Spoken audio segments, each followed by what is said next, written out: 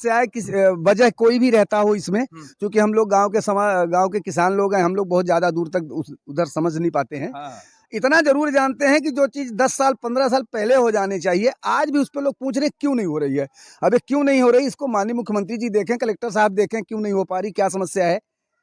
और वहाँ पे भारत सरकार की मध्य प्रदेश। नमस्कार, मैं हूं शुभम पांडे और आप देख रहे हैं श्री सुमंत न्यूज।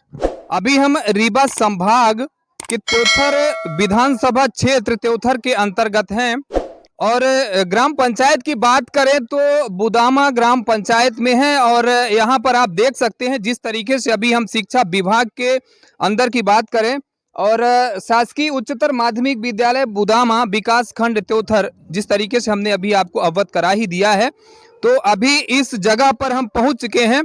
यहाँ पर एक बड़ी इस तरीके की बात आई है सामने, बात कही जाए शिक्षा विभाग में, जो ये विद्यालय आप देख पा रहे हैं जिस तरीके से विद्यालय भवन की स्थिति क्या है, ये जर्जर तरीके से विद्यालय भवन दिख रही है। ना तो इसका मेंटेनेंस ऐसा देखने पर लग रहा है किस तरीके से, कितना व्यापक तरीके से इसमें भ्रष्टाचार भी हुआ है और क्या कुछ बातें हुई हैं लगातार। बात करें तो ये लगभग 2008 से 10 में हमारे रीवा जिले में SN रूपला जी कलेक्टर थी। ये बात उस समय की है। ये हमारे पास तमाम डॉक्यूमेंट्स भी दे दीजिए मुझे, ये हमारे पास तमाम डॉक्यूमेंट्स भी हैं। और बात की जाए ये जो विद्यालय है तो ये माध्यमिक शिक्षा की विद्यालय है और माध्यमिक शिक्षा विद्यालय है और इसमें मजबूरन यहाँ पर जो विद्यालय के प्राचार्य जी हैं और शिक्षक हैं, तो मजबूरन यहाँ पर कहीं न कहीं मजबूरी में ये बच्चों को कहा जाए तो शासकीय हायर सेकेंडरी के बच्चों को यहाँ पर बैठाया जा रहा है। ये इस तरीके से शिक्षा जगत पर जब बात की जाती है, कई बार लगातार बातें होती हैं, अब जब इस तरीके से शिक्षा की नीतियां हैं, शिक्षा व्यवस्था है, तो किस तरीके से हमारा जिला और प्रदेश और देश आगे बढ़ेगा और बच्चे किस तरीके से बैठ पाएंगे। जब बच्चों के सिर के ऊपर छत नहीं होगी, बच्चे किस तरीके से बैठेंगे और बच्चे क्या कुछ पढ़ पाएंगे, ये लगातार हम यहाँ पर चीजें दिखा रहे हैं। सरपंच हैं तो सरपंच के साथ बात करते हैं कि क्या कुछ बात हुई है। आखिर जब यहाँ पर सेंशन कर दिया जाता है शासकीय पूर्व उच्चतर माध्यमिक विद्यालय हायर सेकेंडरी विद्यालय बनाए जाने के लिए और बकायदा राशि भी आ जाती है, शासन की कॉलम पूर्ति कर दी जाती है, फिर कहा जाए तो क्या यहाँ की स्थानीय प्रशासन निकम्मी है या कि इस पर कोई अमल नहीं किया गया विभाग की तरफ से, क्या कुछ बातें हैं। आइए सरपंच के साथ मिलकर बात करते हैं। जी, आपका नाम क्या है? मेरा नाम रमाकांत साकेत है, सरपंच ग्राम पंचायत बुदामा। हाँ, मेरा कहने का आशय यह है कि ये जो ग्राम पंचायत बुदामा हाई सेकेंडरी स्कूल संचालित है, यहाँ जगह के कारण बिल्डिंग का निर्माण नहीं हो पा रहा है और जैसे कि 2012-13 में लगभग हाई सेकेंडरी स्कूल का बिल्डिंग का जो है ज़मीन आवंटित की गई थी और जहाँ पे मध्य प्रदेश शासन भी हो गया है और आज के डेट में खसरे में भी निकल रहा है हाई सेकेंडरी स्कूल उच्चतर माध्यमिक विद्यालय। और वहाँ विद्यालय के लिए, हाई सेकेंडरी स्कूल के लिए, विद्यालय के लिए ज़मीन आवंटन हो चुकी है और लगभग 11-12 में स्वीकृति भी पैसे की भी हो गई थी, लगभग 1,70 लाख के रुपए की। वो प्रशासन मौन के कारण वो बिल्डिंग 1,70 लाख रुपए की राशि सेंशन की गई है। 82 लाख की गई थी, वो वापस हो गई थी, किंतु किया जो सब कुछ ठीक है।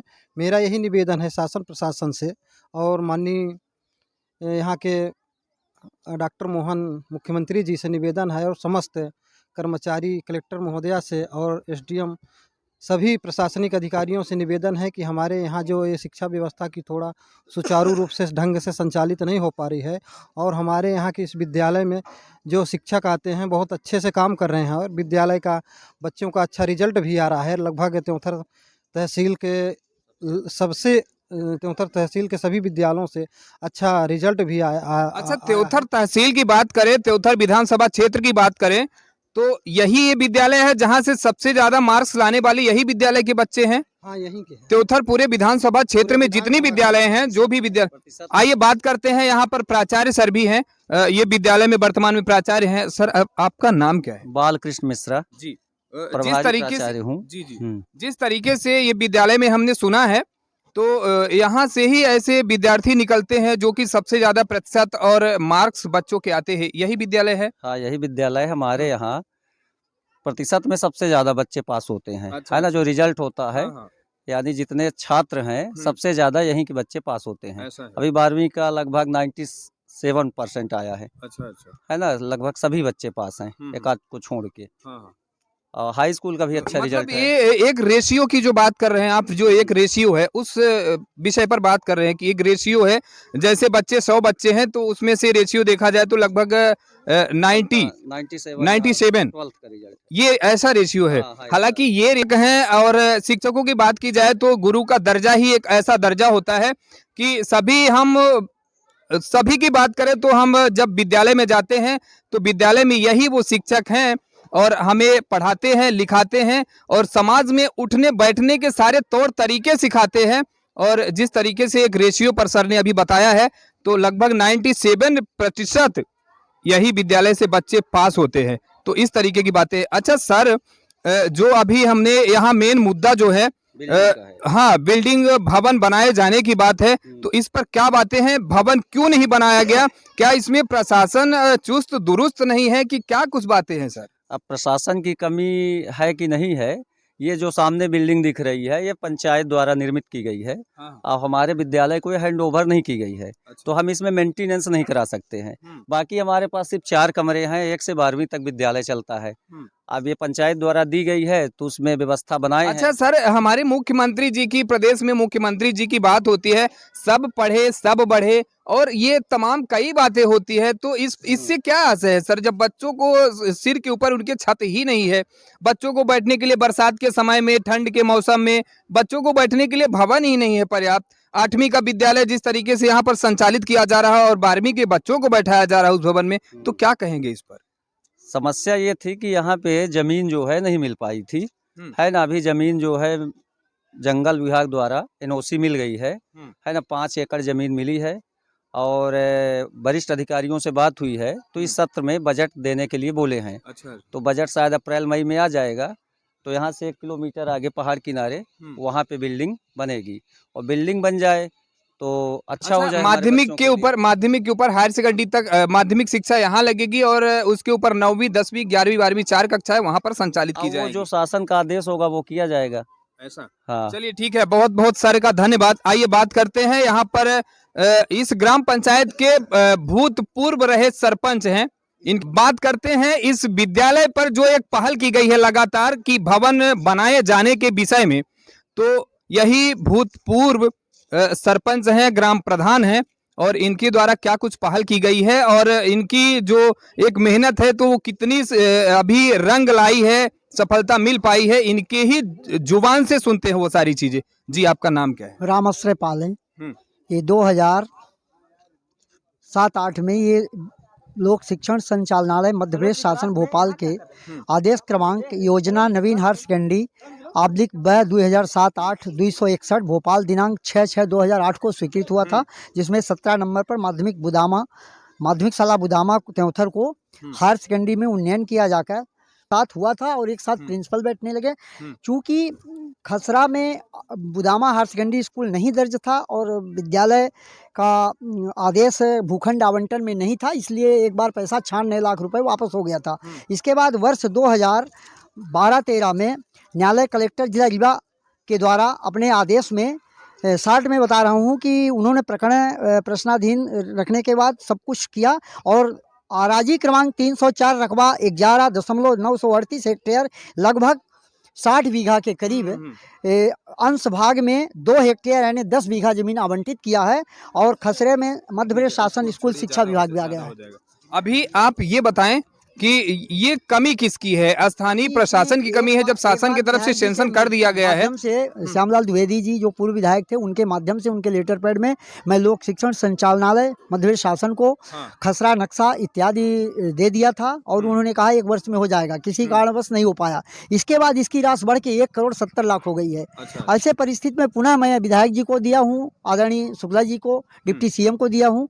उन्होंने आश्वासन दिया है, अब देखते हैं कैसे होता है, क्या होता है। चूँकि यहाँ के शिक्षा का स्तर ऊंचा था। बिना भवन के, बिना बैठने की व्यवस्था समुचित होने के बावजूद भी शिक्षकों द्वारा मेहनत करने के बाद यहाँ का रिजल्ट बहुत अच्छा आया और गांव के सहयोग भी करते थे। मुझे पैसा दे देकर, चंदा दे के भेजते थे और मैं लगातार भोपाल जाके इसकी बात करता था। आज भी सरपंच का सहयोग मिलता है, गांव वाले भी देते हैं कि जाओ आप भोपाल से इसका किसी न किसी, अभी मैं कल भोपाल से आया हूं, इसको पुनः दे के आया हूं और उन्हें पूर्ण आश्वासन दिया है कि मैं करवा दूंगा। लेकिन आश्वासन के बाद जब तक अंधे को आंख मिलेगी तभी हम लोग समझ पाएंगे कि हमें आंख मिल गई और हायर सेकेंडरी स्कूल हमारी संचालित होगी उसमें। जी, आपका बहुत बहुत धन्यवाद। आइए बात करते हैं, स्थानीय ग्रामीण है यहाँ पर, इनके साथ बात करते हैं। अच्छा, जिस तरीके से सर बात करें, ये विद्यालय भवन के लिए राशि स्वीकृति की जाती है शासन की तरफ 1,70,00,000, तो क्या इसमें भवन क्यों नहीं बनाया गया? भवन बनाया जाना चाहिए कि नहीं बनाया जाना चाहिए? और अगर भवन नहीं बनाया गया, निर्माण नहीं किया गया, तो इसमें कौन दोषी है? कौन दोषी है कि ये भवन नहीं बनाया जा रहा है? पहली बात तो क्यों नहीं बन पा रहा है, समस्याएं कितनी आ रही हैं, इसके बारे में पूर्व सरपंच रामाश्रय पाल जी बताए हैं। लेकिन एक बात जरूर है कि यह विद्यालय बहुत पहले बन जाना चाहिए और आज भी इस पे सवाल हो रहा है कि कब बनेगी, आखिर दिक्कतें कहाँ हो रही हैं। और यहाँ ये जंगल का इलाका है, यहाँ आने जाने में बच्चों को बहुत प्रॉब्लम थी। बच्चियाँ यहाँ बड़ी हो जाती थी, दूसरे 10 किलोमीटर दूर विद्यालय है हाई सेकेंडरी की। तो माननीय हमारे सरपंच महोदय ने प्रयास किया और यहाँ विद्यालय, उस समय भी भारतीय जनता पार्टी की ही सरकार थी, उन्होंने विद्यालय यहाँ दिया। पर विद्यालय में बच्चे आज के करीब 400 बच्चे पढ़ते हैं, रजिस्टर्ड में 400 बच्चे हैं, विद्यालय में 400 बच्चे बैठे हैं। जिस तरह से बड़ा दुख लगता है, क्योंकि टीवी में, मोबाइल में, मीडिया में देखते हैं माननीय प्रधानमंत्री, माननीय मुख्यमंत्री जी अपने देश का बहुत विकास करने की बात करते हैं, प्रयास भी कर रहे हैं, पर जैसे चलना चाहिए चल नहीं रहा है। मतलब तो ये ग्राउंड जीरो के लिए जब हम निकलते हैं तो स्थानीय हकीकत कुछ और होती है। तो इसमें कहा जाए तो प्रदेश मुख्यमंत्री की भी उतनी गलतियां नहीं होती हैं, इसमें जो स्थानीय नेता होते हैं, जैसे विधायक हो गए और कोई ऐसे शिक्षा मंत्री हो गए, तो इनकी कहीं न कहीं पहल, इनकी कुछ समस्या है। किस वजह कोई भी रहता हो इसमें, क्योंकि हम लोग गांव के किसान लोग हैं, हम लोग बहुत ज्यादा दूर तक उधर समझ नहीं पाते हैं। इतना जरूर जानते हैं कि जो चीज 10 साल 15 साल पहले हो जानी चाहिए, आज भी उस पर लोग पूछ रहे क्यों नहीं हो रही है। अबे क्यों नहीं हो रही, इसको माननीय मुख्यमंत्री जी देखें, कलेक्टर साहब देखें, क्यों नहीं हो पा रही, क्या समस्या है। और वहाँ पे भारत सरकार की, वो मध्य प्रदेश शासन की कम से कम 60 से 70 बीघे जमीन है।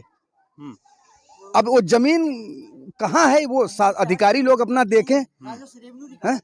अब बताइए, उसी की वजह से विद्यालय नहीं बन पा रही। आज विद्यालयों की जो व्यवस्था है हमारे बच्चों की, बड़ा दुख लगता है। बिल्डिंग कब गिर जाए, इसमें मिट्टी लगी है, इसमें मिट्टी लगी रही है, वो चीजें तो हमने देखा ही है। भी हकीकत पूछे तो इसमें बच्चों को बिठाना ही नहीं चाहिए, लेकिन शिक्षक करेगा क्या? प्रिंसिपल साहब क्या करेंगे, कहाँ बनवाएंगे, कहाँ क्या करेंगे? उनको तो क्या करना है, भवन दीजिए, ग्राउंड दीजिए, यहाँ से ग्राउंड बनेगा, खिलाड़ी निकलेंगे, जिला स्तर, स्टेट स्तर, इंटरनेशनल खिलाड़ी कहाँ से बनेंगे? ऐसे बनेंगे, व्यवस्था करोगे तो बनेंगे ना।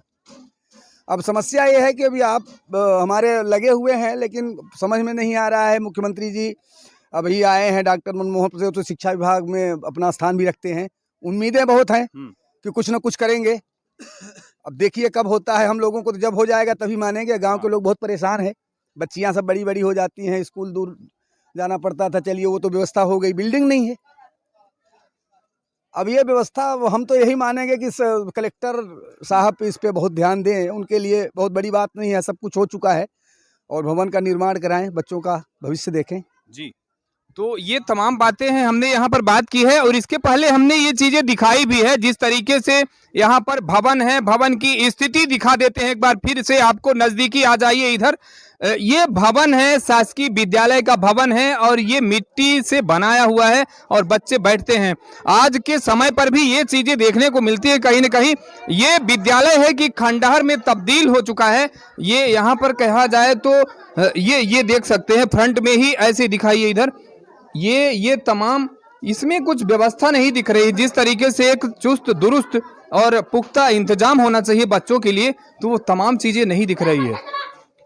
ऐसे में एक सवाल खड़ा होता है और बड़ा सवाल खड़ा होता है कि क्या शिक्षा मंत्री और शिक्षा विभाग आज भी सो रहा है, गहरी निद्रा में है, कि क्या कुछ कर रहा है विभाग? कलेक्टर मैडम साहिबा, आपसे विनम्र अनुरोध है, इस जगह की बात करें, ग्राम पंचायत बुदामा की बात करें, तो एक बार जरा आप अपने इसमें लेते हुए सारी चीजों को, यहाँ पर जो एक भवन बनाए जाने का, जो विद्यालय भवन बनाए जाने का निर्माण कार्य निर्माण एजेंसी को दे करके भवन बनाए जाने की कृपा करें। तमाम यहाँ के जो स्थानीय लोग हैं और विद्यालय में जो छात्र छात्राएं यहाँ पर बैठते हैं और विद्यालय संचालित की जाती हैं, तो ये तमाम समस्याएं हैं। यहाँ पर बच्चों को बैठने के लिए प्रॉपर जगह नहीं है। और हमारे जो प्रदेश के मुख्यमंत्री, नवनिर्वाचित मुख्यमंत्री जी हैं, आपसे भी एक विनम्र अनुरोध है इन समस्त ग्रामवासियों की तरफ से कि इस भवन को बनाए जाने के लिए कुछ न कुछ आप एक कड़ा कदम उठाएं, जाकर के ये भवन यहाँ बच्चों को मिल सके। आप देख रहे हैं श्री सुमंत न्यूज, मैं शुभम पांडे। सत्य की पराकाष्ठा, युवाओं की आवाज। जय हिंद।